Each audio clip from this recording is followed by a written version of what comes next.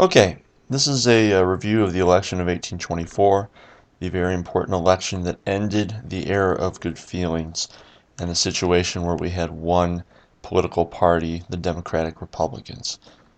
The candidates in the election of 1824 were representing the different regions of the United States at that time, and people tended to vote for the one who they felt most represented their interests and their geographic region. The candidates were Andrew Jackson, who was a Westerner from Tennessee and a general; John Quincy Adams, the son of former President John Adams and someone from Massachusetts; Henry Clay, the Speaker of the House of Representatives and from the state of Kentucky, another Westerner; John C. Calhoun, who early on had the idea that he might want to run for president, although he eventually drops out pretty early and runs as a vice presidential candidate. He is from the state of South Carolina; and William Crawford, who was actually chosen as the official representative at the Democratic-Republican caucus.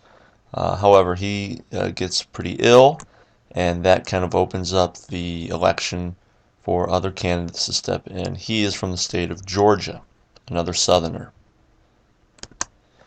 Here are the results of the popular vote. Notice that, actually it might be hard to see here, but 41%, the red here, represents Andrew Jackson. John Quincy Adams is represented by the blue. He comes in second with 30.9% of the popular vote. Clay comes in third with 13%. Crawford comes in fourth with 11.2%. In the electoral vote, you have the green here, represents Jackson. The yellow represents Adams. He comes in second in the electoral vote. Crawford has 41. Clay has 37. Now, obviously, you may notice that Andrew Jackson does not have a majority of the electoral votes that were actually cast. He falls short of that.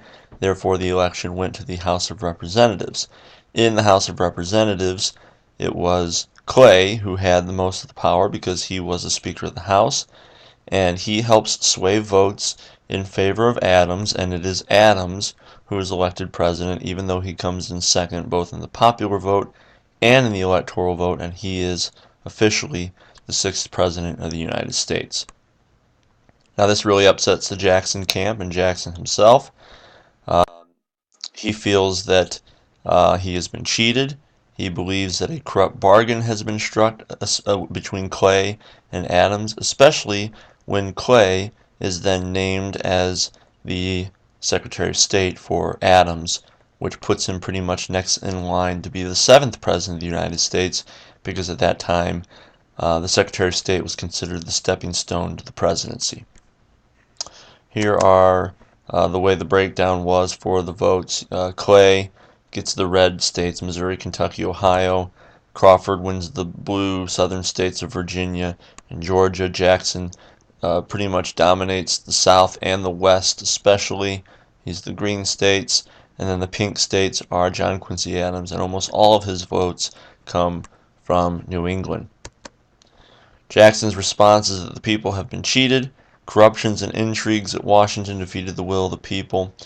So you see the Judas of the West, in this case Clay, has closed the contract and will receive the 30 pieces of silver. His end will be the same. Was there ever witnessed such a barefaced corruption in any country before? After this election, the two parties, or the parties split, Democratic Republicans split into two separate parties. The followers of Jackson now called themselves Democrats.